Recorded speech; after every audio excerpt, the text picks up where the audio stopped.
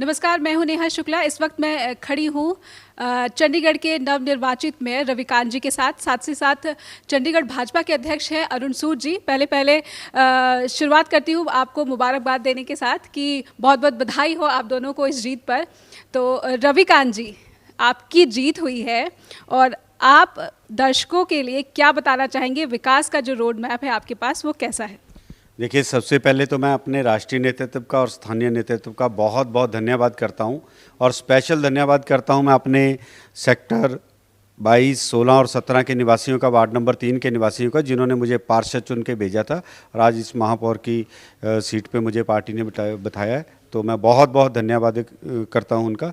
और road map जिस तरह भी हमारे जितने भी पूर्व मेयर रहे हैं, उन्होंने कुछ प्रोजेक्ट शुरू किए थे, शहर के विकास के लिए कुछ काम शुरू किए थे, मैक्सिमम पूरे हो गए और कुछ अधूरे हैं। तो मेरा सबसे पहली प्राथमिकता रहेगी कि उनको मैं पूरा करूं और शहर को, चंडीगढ़ को पूरे हिंदुस्तान में नंबर 1 बनाने के लिए प्रयास करूं। ये मेरा लक्ष्य है जी।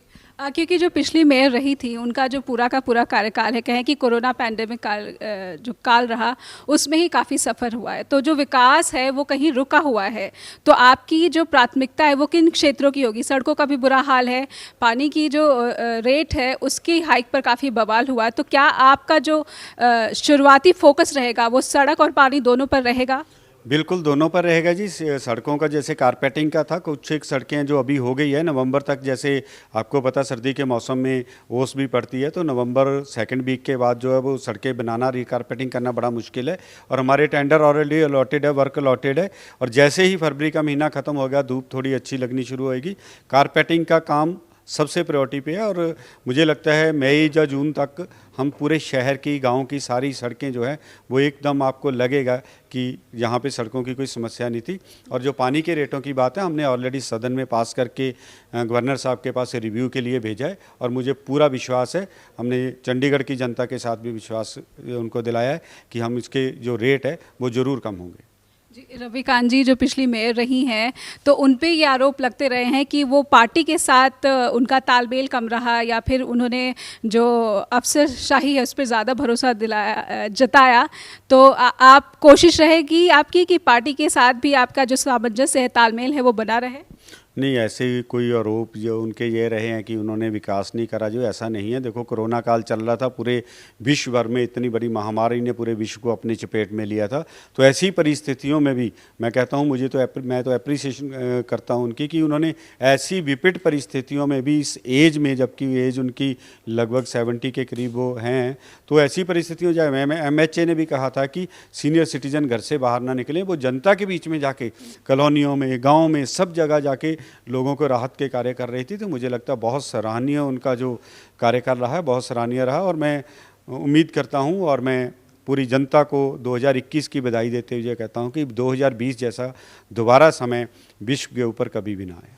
और पार्टी अगर जो मांग करेगी उस पर भी पूरा आप ध्यान देंगे? बिल्कुल जी, पार्टी के, हम संगठन के सिपाही है, तो संगठन जो दिशा निर्देश तय करता है हमें उसी के ऊपर चलना होता है। उन्हीं दिशा निर्देशों पे चलते हुए, उसी का कारण है कि आज महापौर की इस पोस्ट पे बैठा हूँ। हमारे साथ चंडीगढ़ भाजपा के अध्यक्ष अरुण सूद जी भी हैं, तो उनसे ही जान लेते हैं कि खटपट की जो बातें बीते दिनों में सुर्खियाँ रहीं कि मेयर के साथ बन नहीं रही है पार्टी के पदाधिकारियों की, तो इस पर पहले क्या कहना चाहिए? ऐसा जी कि एक ही इशू था, वो छोटा सा एक मामला था कि इस विषय पे विवाद था कि मीटिंग जो है वो फिजिकल बुलाई जाए या मीटिंग वर्चुअल हो। तो उस विषय पे पार्षद कुछ चाहते थे, मेयर मैडम का कुछ सुझाव था, लेकिन इस पे ही एक थोड़ा सा इशू था। अदरवाइज ऐसी और कोई बात नहीं थी। पूरी कोऑर्डिनेशन के साथ अभी भी और उसके पहले भी और उसके बाद भी ये सब चीज़ें बड़ी कोऑर्डिनेशन के साथ चली हैं। क्योंकि लेकिन जो पानी के रेट्स को ही देखा जाए तो उस पर ऐसा देखा गया कि जो मेयर थी उनका प्रेफरेंस जो थे ब्यूरोक्रेट्स के सजेशंस पे था और पार्टी अलग ही राय दे रही थी। नहीं, जो हमने दिसंबर में जो हमने एक रेजोल्यूशन पास किया था कालिया जी के वक़्त, हमें बाद में लगा कि उस पर, क्योंकि कांग्रेस ने बायकॉट कर दिया, सारे हाउस में उस पर चर्चा नहीं हो पाई थी। तो जब ये विषय ध्यान में आया कि रेट थोड़े ज़्यादा हो गए हैं, तो हमने फरवरी में इन्हीं मेयर मैडम के कार्यकाल में उसको रिवाइज़ कर दिया और उसके बाद जब नोटिफिकेशन हुई तो इन्हीं के कार्यकाल में ही, इन्हीं की सहमति के साथ यही एजेंडा लेके आए थे। पार्टी ने कहा कि जो फरवरी के रेट है वैसी नोटिफिकेशन होनी चाहिए पानी के रेट्स की, कि थोड़े रेट बढ़ाए जाने चाहिए, और वो भी तब बढ़ाने चाहिए जब ये महामारी, ये पैंडेमिक ख़त्म हो जाए और ये कोरोना काल का पीरियड जो है वो समाप्त हो जाए, तब तक रेट ना बढ़ाए जाए। जो पिछली मेयर थी उन पे ये भी आरोप था कि वो फाइनेंशियल जो है हेल्प लेने में नाकाम रही हैं जो यूटी के अफसरों की तरफ से, तो इस बारे में आपका क्या कहना है? नहीं, मैं ऐसा नहीं कहूँगा जी, ये पता नहीं किसके लगाए आरोप हैं, लेकिन जिस दौरान पे हमारे सारे सेंट्रल गवर्नमेंट ने एमपीज़ के जो एमपी लेड फंड हैं उनको 2 साल के लिए कैंसिल किया, यूटी के बजट में 20% की जो कटौती की घोषणा की, हमारे एमसी के बजट में भी 20% की घोषणा की। जब हमने ये प्रयास किया, मेरे मैडम ने भी, हमने पार्टी लेवल पे भी, तो एमसी के फंड पे जो 20% की कटौती थी वो प्रशासन ने हटाई, उल्टा वो कटौती हम पे नहीं लगी।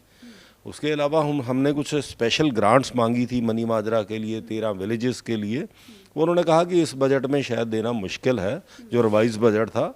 मैं समझता हूँ कि आगे हम हमारे मेयर साहब को लेके जल्दी ही प्रयास करेंगे और कम से कम जनता को जो इस पैसे के कारण से विकास के कार्यों में कोई दिक्कत ना आए, इसके लिए एक बहुत जो है वो एफर्ट वाला प्रयास जो है हम लोग करेंगे।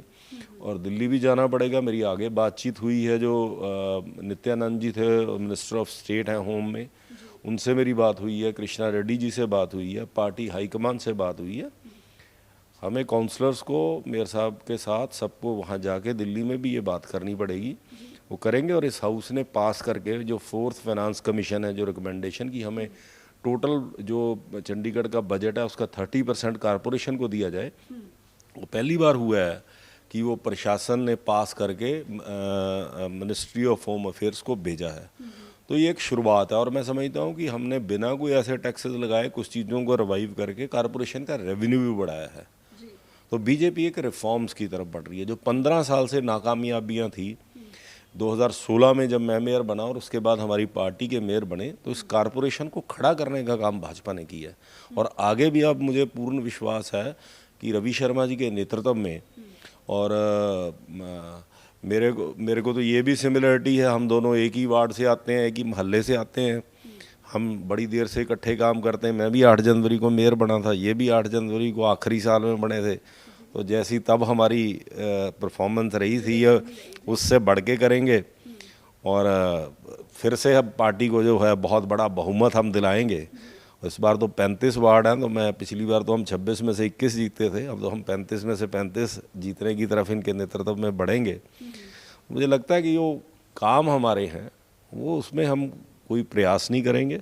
और ये भारतीय जनता पार्टी है कि जो जिसके कार्यकर्ता जो म्यूनिसिपल एमेनिटीज़ लोगों को देने में पूरे देश भर में, क्योंकि 90% के करीब जो है कारपोरेटर्स जो देश भर में भारतीय जनता पार्टी के हैं, हमारे 90% मेयर हैं, तो उस कारण से हमारा एक बड़ा अच्छा एफर्ट और प्रयास रहेगा। किरण खेर की गैर मौजूदगी कितनी खली है? इस बार भी नहीं नजर आई किरण खेर। किरण खेर जी बीमार हैं जी, पहले वो चंडीगढ़ में थी, अभी जैसे वो MHA की गाइडलाइंस हैं, जो 65 साल के ऊपर के लोग हैं उनके लिए थोड़ा सा, और उनको हाई डायबिटिक है, शुगर है, और भी कई प्रॉब्लम्स थी। लेकिन वर्चुअली और माध्यमों से और पार्टी के साथ लगातार मेरे इन टच में थी। हम जो पार्टी ने इतने बड़े राहत कार्य किए 2.5 करोड़ रुपए के, मैं समझता हूँ कि एक मीटिंग में हमारी जो विरोधी पार्टी है उनके अध्यक्ष ने कहा कि हमने चंडीगढ़ में एक बार में 200 पैकेट फूड के बांटे हैं। और ये भारतीय जनता पार्टी थी जो रोज़ 75,000 लोगों को सुबह शाम रोज़ खाना खिलाती थी। 33 लाख फूड पैकेट और 5 लाख ये मास्क, और 2.5 करोड़ रुपए के राहत कार्य चंडीगढ़ भाजपा ने किए हैं। और किरण खेर जी से लगातार हमारा संपर्क भी था। अभी पिछले दिनों उनकी तबीयत बिगड़ने से उनको चार्टर्ड प्लेन से शिफ्ट किया गया बॉम्बे, और अभी वो हॉस्पिटलाइज हैं, बहुत सीरियस भी नहीं है। कभी वो 2-3 दिन घर पे आते हैं, 2-3 दिन। तो उनकी कोशिश थी आज तक भी, कल तक भी, कि वो अगर स्वस्थ रही, पर लेकिन परिस्थितियाँ ऐसी रही कि वो नहीं आ पाई। लेकिन किरण खेर जी का लगातार पार्टी के साथ और वर्चुअली जनता के साथ संपर्क रहा है। एक सवाल मेरा कि कांग्रेस ने आरोप लगाया आज की जो है जो तरीका रहा मेयर इलेक्शन का, उसमें धांधली बरती गई। जो पार्षद है वो मोबाइल फ़ोन के कैमरे का इस्तेमाल करते रहे, इसके बारे में क्या कहना है रवि? देखिए, कांग्रेस जिस तरह के आरोप लगा रही थी, कह रहे थे लोकतंत्र की हत्या करी है, तो आज उन्होंने इसका प्रमाण दे दिया, मीडिया को भी दे दिया कि एक्चुअल में लोकतंत्र की हत्या किसने करी है। और एक चुनाव के बीच में से निकल जाना, जब उनको दिख रहा था कि हमारी हार पक्की है और जिन उम्मीदों के साथ आए थे उन पे पानी फिर गया, कहते हैं हमारा घर जलाने चले थे और अपने हाथ जला के आज घर में बैठे हैं। तो मुझे लगता है लोकतंत्र की हत्या का इससे बड़ा उदाहरण कोई नहीं होगा। आप क्या कहना चाहेंगे अरुण सूद जी, क्योंकि जो आरोप है बहुत ही गंभीर है, मोबाइल फ़ोन के कैमरे का इस्तेमाल करना एक बहुत ही संगीन आरोप है। ऐसा मैडम, आरोप तो बहुत सारे उन्होंने लगाए। आरोप तो उससे पहले देखिए, हमारे पास 20 काउंसलर हैं, उनके पास 5 काउंसलर्स हैं, उनमें भी एक हमारे जो हैं हमारी टिकट्स पे जीत के गए हैं। उनके पास तो कोई बनाने की ना तो कॉम्पिटेंट लोग हैं और ना गिनती है। हमारे 20 के 20 लोग, अगर मैं 3 काउंसलरों को सीनियर डिप्टी मेयर और मेयर बनाता हूँ तो ज़्यादा से ज़्यादा 15 लोगों को, और 2 लोग तो रिपीट हुए, तो हम 13 लोगों को ही, 7 लोग तो फिर ही हमारे जो हैं वो डिप्टी मेयर भी नहीं बन सकते। इतना बड़ा परिवार है, उसमें छोटी मोटी चीज़ें होती हैं, वो हुई। हमारे पर लोगों ने बाद में उस चीज़ को रियलाइज़ किया, और जब कभी उन्होंने, मैं अब आरोप वो हम पे लगाएंगे, उनको ये भी नहीं पता है कि वो जो नॉमिनेशन भरना होता है उसमें आप 2 जगह प्रपोज नहीं कर सकते। हमने उसी वक्त पॉइंट आउट कर दिया कि ये गलत है, उल्टा इनके कैंडिडेट का भी नॉमिनेशन कैंसिल होना चाहिए था, लेकिन हम कोर्ट नहीं गए। हमने इसी कारण से कि आज सदन में इनको पटकनी देंगे। और रही बात जो है मोबाइल फ़ोन की, तो सब अपना मोबाइल फ़ोन वहाँ रख के गए थे, बाहर रख के गए थे।